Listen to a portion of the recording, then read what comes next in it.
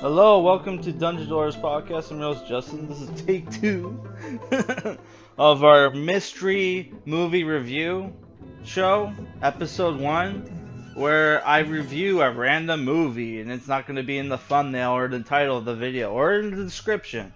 But if people choose to comment and like spoil what the movie is, that's okay. It's not a big deal. So today, I did a coin toss to choose what movie we're gonna review: the Poseidon Adventure or Leviathan, which is directed by George P. Cosmatos, starring Peter Weller, which is a movie that was directed by the father of Panos Cosmatos, the director of Manny and Beyond the Black Rainbow. Which, if you haven't seen any of those movies, Mandy is probably the better one, but if you like weird, like, you know, like esoteric and like synthwave like aesthetics, check out Beyond the Black Rainbow. It's a pretty cool movie. So the movie that won is Poseidon Adventure, starring Gene Hackman as Reverend Scott, Ernest Borgnine as Mike Rago, Red Buttons as James Martin, Carol Lindley as Nani Perry, Roddy McDowell as Akers, which took me a while to realize that's the guy from Fright Night, the original Fright Night, not the remake with David Tennant and the dead guy. I can't remember his name. But yeah, this movie was directed by Ronald Mean. It's based off the book by Paul Galeko. In the movie, it said it was based off a true story. Also, Shelley Winters is in the movie as well. For the people who know who she is, I have no idea. So the movie says it was based off a true story. I have no idea if that's true, to be honest, because, you know, this movie came out in the 70s, and, like, you know, a lot of movies back then lied about like being based off a true story and stuff like that. Especially one of the famous movies of that decade, Debbie Goes to Dallas, or whatever the heck that movie's called. Debbie Does Dallas, yeah, where she lies to the camera saying she's a real life Dallas Cowboy cheerleader. Yeah, so this movie, what made me interested in this movie, which there was a fair coin toss in the first recording.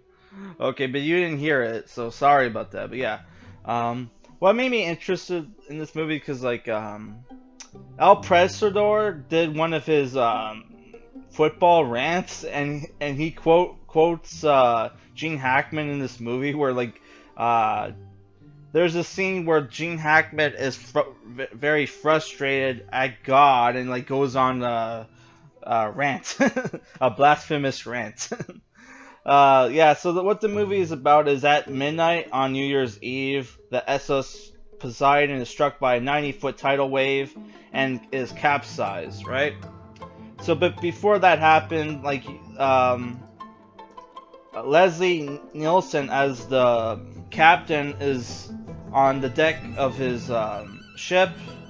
The ship is suffering from bad weather.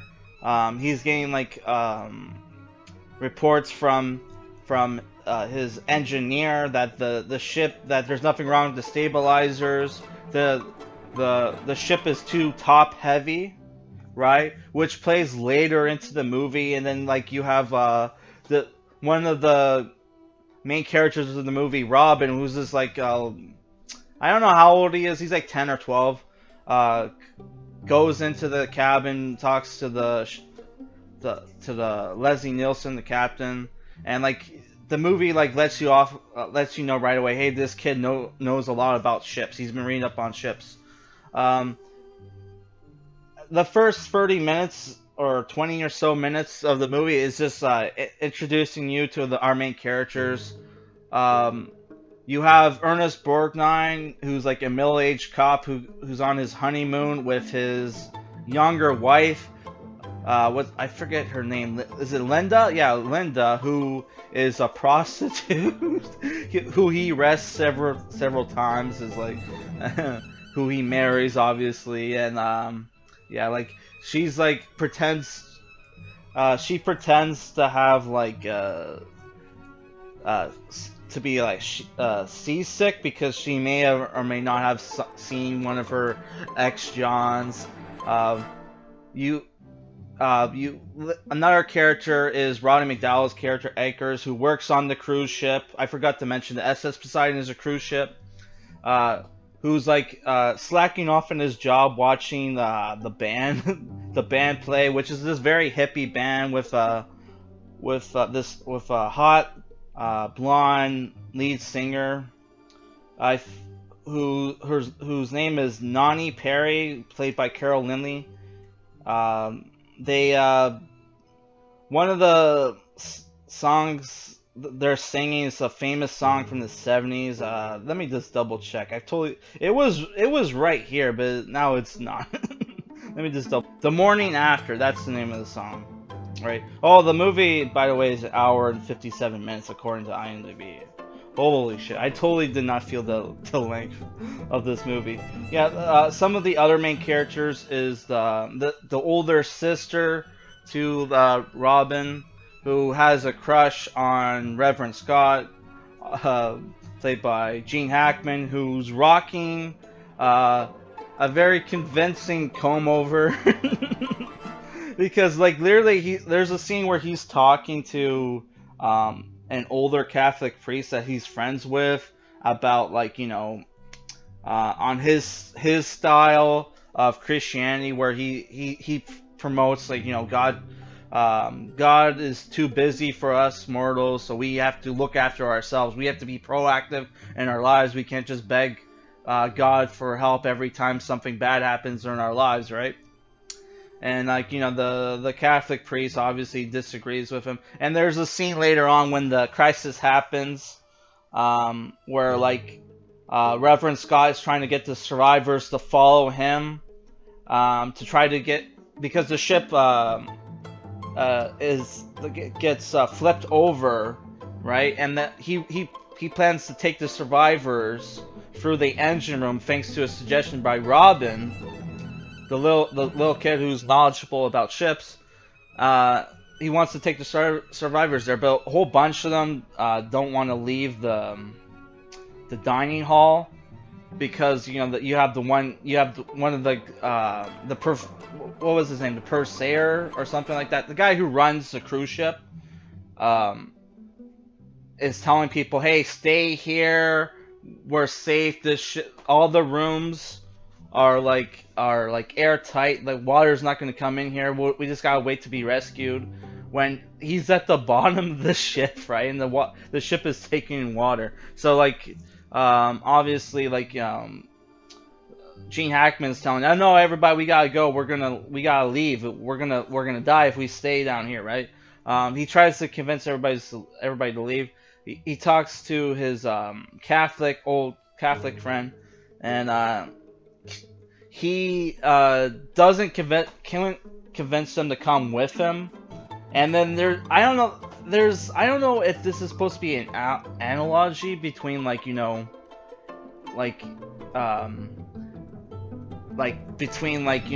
Catholicism and other Christian faiths, how Catholicism is like out of touch with reality or something like that. Like it's too out of touch with the times, because he stays behind with the people and gets killed, right?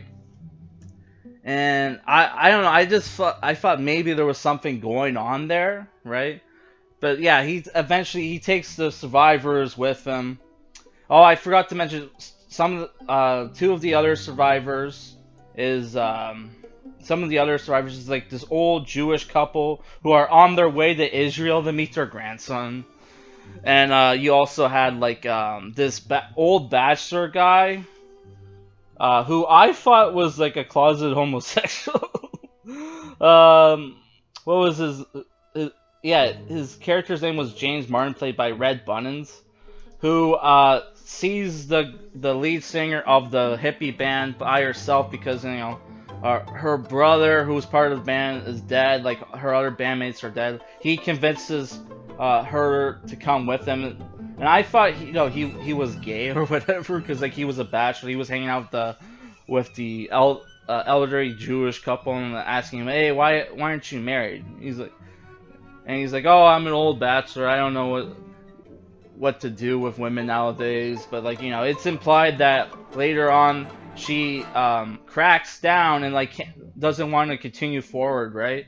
And he talks to her, and like it's implied that he's a widower, and that's why he's not married. Like he's not married. He's not with anyone anymore. So I thought that was a cool touch to the movie. Yeah, like eventually, they get they get to the end of the final act, and like several characters dies. The main character, Gene Hackman, gets gives his rant, his famous rant in this movie, which I don't know if it's famous. I just know it from like El Presador, and like sacrifices himself. So like yeah, so the other survivors can get to the top of the ship. So that at that point I didn't like that because especially since like we never see him die. He just falls into the water. Could he not just climb back up again with them? Because they started off in the water, right? But I don't know. I just thought that was dumb. I just thought that was dumb. Some of the special effects for the movie, I don't know. I thought was okay. One of the scenes where they're swimming underwater, I thought looked very cool. Though, like, yeah, you do have a couple dumb like deaths in the movie. One character saves another character and then has like a heart attack. You had like the ship. They're climbing up a high place, and the ship just randomly like shakes, and like a character falls off the railing or whatever, and like falls into some wreckage that had happened to be burning and is like killed instantly, I guess. But like, yeah, I don't know. I thought the movie was a fun movie. Usually I avoid 70s movies unless it's like horror movies or westerns, but I thought this movie was okay. Gene Hackman does a great performance, and like so does Ernest Borgnine. That their like rivalry between the movie between like Ernest Borgnine's character and Reverend Scott being like who's played by Gene Hackman. I thought that rivalry was pretty great. It created a lot of tension in the movie. Yeah, like the movie is I don't know. I thought it was I thought it was good. Usually I avoid disaster movies, right? Because I don't know. It's just mostly because they're like you have like a lot of dumb characters and they're CGI filled. But this movie is entirely with it's just all practical special effects, real human drama going on. You have like the religious element going on in the movie as well. I can't think of anything else to say. So like this movie has like a 7 out of 10 rating. Uh, that's I don't know. I thought the movie was a little too long, and the movie is very slow in the beginning. But aside from that, I found it was a great movie. A good movie, worth watching. I'm giving it a 6.5 out of 10. Yeah, I hope you guys like this review. Like and comment, subscribe, or dislike and like tell me I suck, which is cool. I can take criticism, I swear. Let me know in the comments if you guys want more mystery movie reviews. All right, peace.